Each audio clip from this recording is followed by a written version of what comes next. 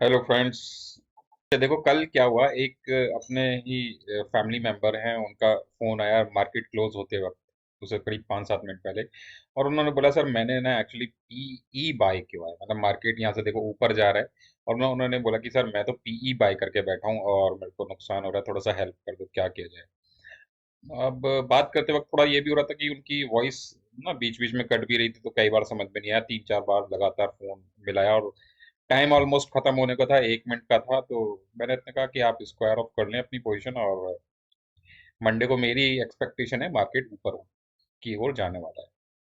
अब मैंने उनको पूछा, सर आपने अपनी एंट्री ली कहाँ है, तो उन्होंने मुझे बताया सर कि 1:39 पे लेती, उन्होंने अपनी एंट्री बनाई पीई की।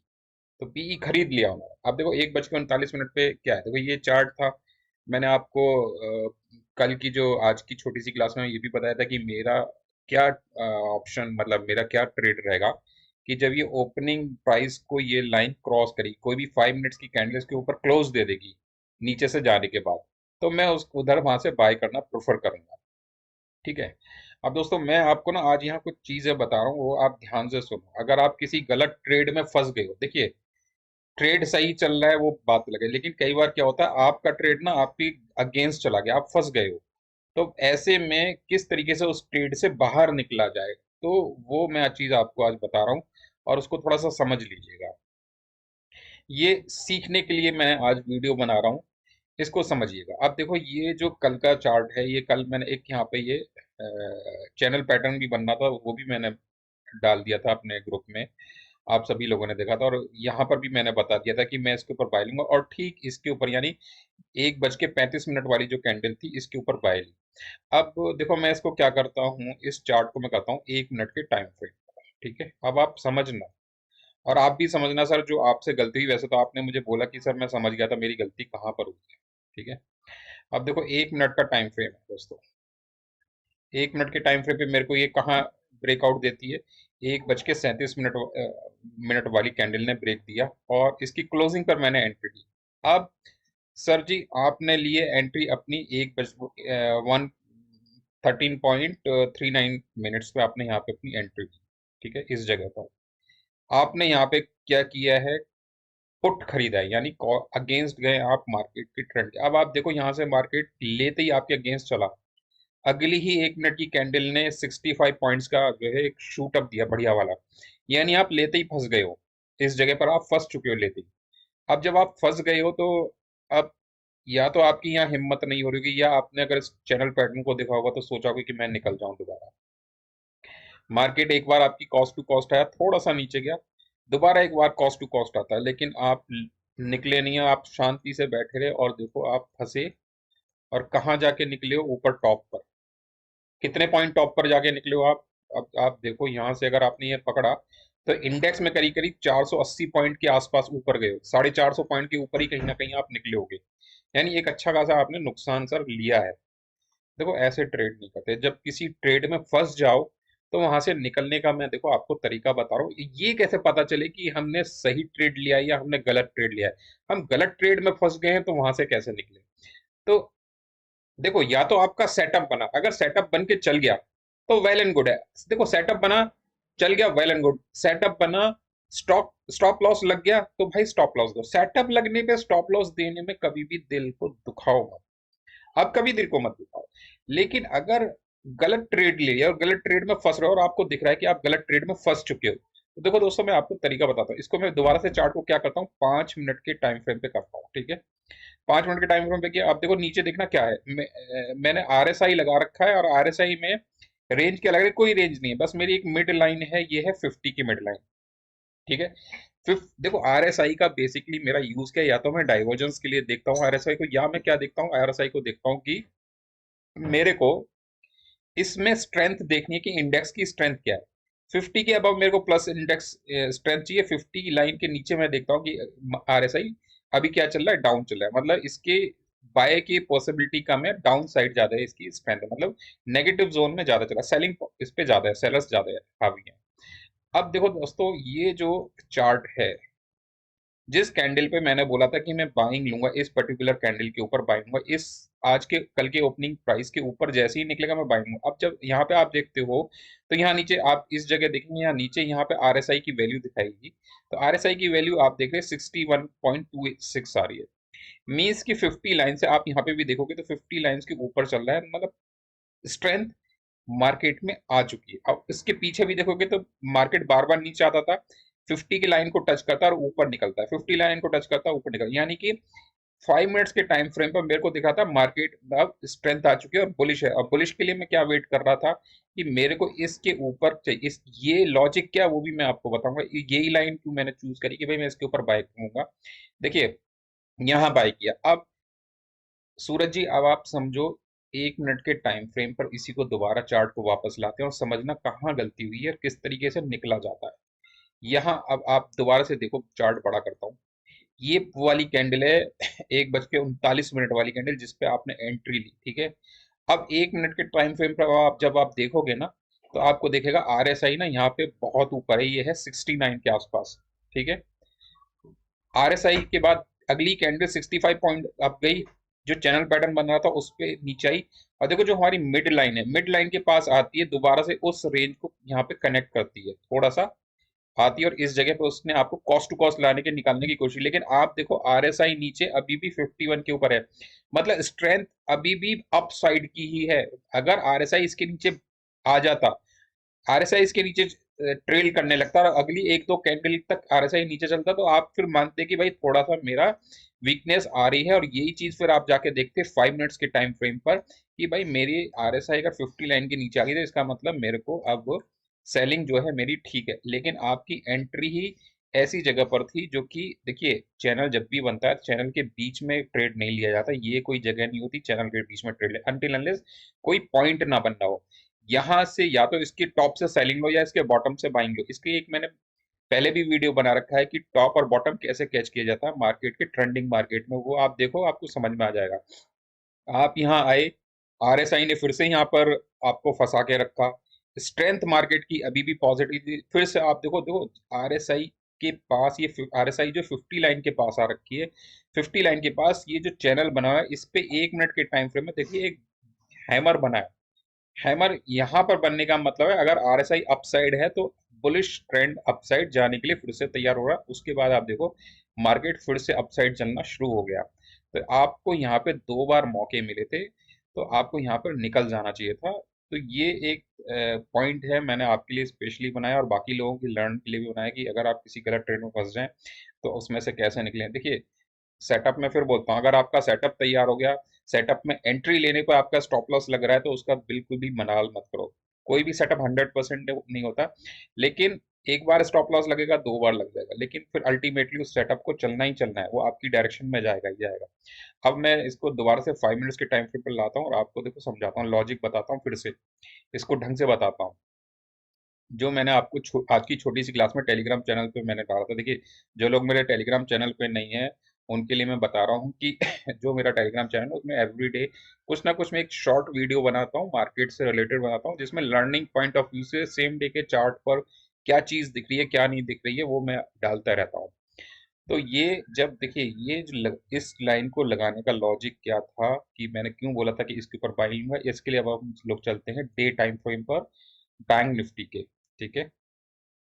इसको थोड़ा छोटा कर लेते हैं और चार्ट को रीडेबल कंडीशन में ले आते हैं। देखिए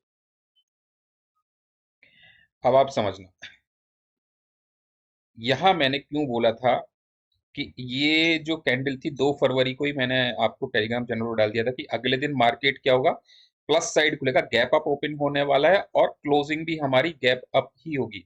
मतलब हमारी क्लोजिंग गैप अप होने वाली है, मतलब क्लोजिंग पॉजिटिव साइड होगी, गैप अप मार्केट ओपन होगा और क्लोजिंग हो अप साइड देगा। तो मार्केट देखो खुला कहाँ, कितने गैप अप से खुला था साहब, गैप अप से खुला करीब करीब 350 पॉइंट के गैप अप से कल मार्केट ने ओपनिंग ली, ठीक है।